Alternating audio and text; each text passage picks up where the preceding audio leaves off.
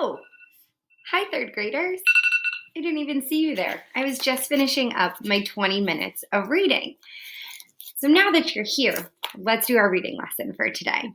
So what you need to be doing today is you need to be reading for 20 minutes or longer.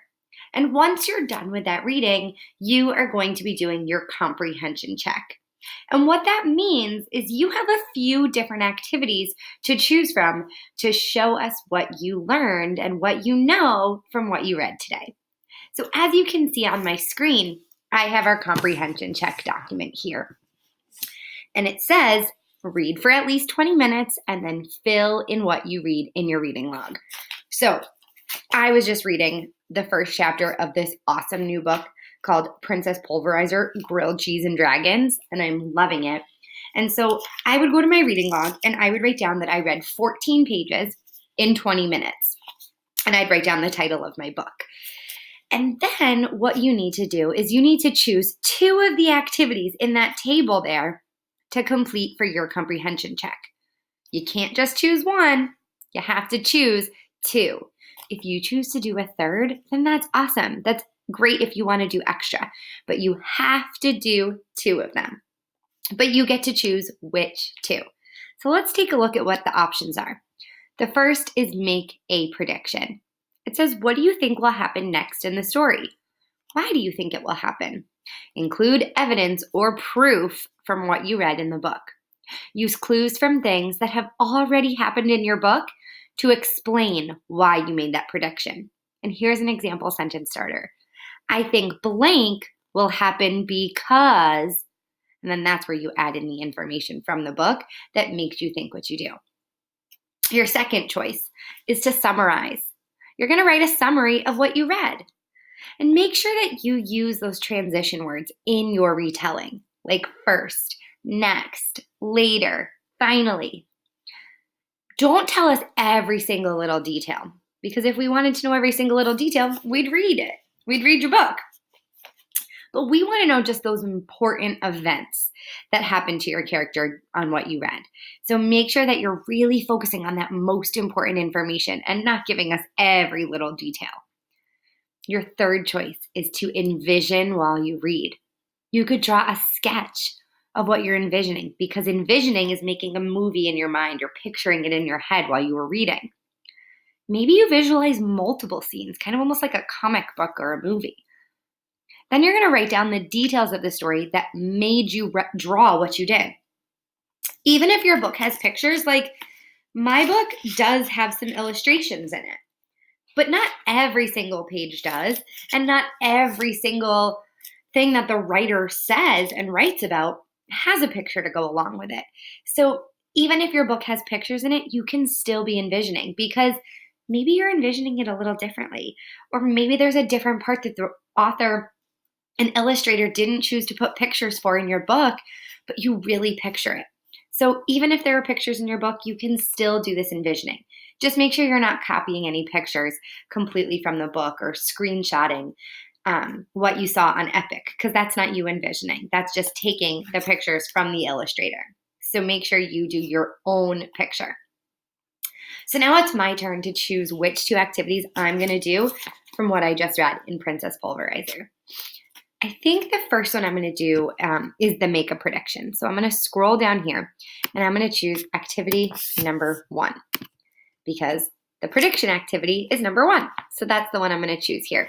And I have to remember to use full, complete sentences with punctuation and capital letters, because we're 3rd graders now, and 3rd graders always use punctuation and capital letters.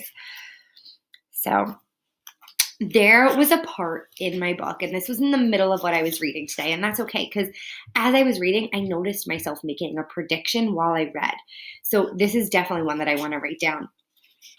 When I was reading today, there was a part in the book where the main character, Serena, she decided that she didn't want to go by her real name, Princess Serena. She wanted to be called Princess Pulverizer. And so my prediction comes along with that. So I predict that other characters in the book are going to be very angry with Princess Serena for wanting to change her name. I think this will happen because her dad is the king and he will not be happy to know his daughter wants a different name. So that's my prediction, and I'm including that because I know that her dad is the king. And he's going to be really unhappy to know that his daughter wants a totally different name, especially that she wants to be named Princess Pulverizer. And the word pulverize and pulverizer kind of like has like a dangerous sound to it, or like meaning kind of like destroy and make a mess. And that's not what a princess should be at all. So I predict that they are not going to be happy with finding this out. Okay, now it's time for my second activity. So there definitely was a lot that I could envision when I was reading. Like, for example, there was this one part, I'm going to read it to you, this one part that I just was like picturing it so much. So I could draw a picture of this. It says, splash! The princess's royal bottom landed right in a big bowl of ooey gooey purplish pomegranate pudding. Smash! Spoons, forks, knives, teacups, and saucers crashed to the floor. There was broken china everywhere. Like that I picture so much. So I could totally draw that picture. And then I would write down the part in the story that helped me make the sketch that I did. That is talking about purplish pomegranate pudding. The word splash, smash really helped me visualize that it's just like a disaster. There's the princess right there in the middle of it. But I think I'm going to do a summary. I think I'm going to do activity number 2 as my summary. So let me just move this up here. And so for my summary, I have this right here. So let's read it together so you can hear my summary. I don't tell you every single detail for this entire chapter that I read. I just gave you the main points, the really important things that happened. I used full complete sentences with capitals and punctuation. And I also used my transition words. Let's check it out. It says, when this book begins, we are first introduced to our main character, Princess Serena. When we meet her, she is getting in trouble at school. She was not acting like a princess should be. Her teacher, Lady Frump, was very angry with her. Next, there's my transition word.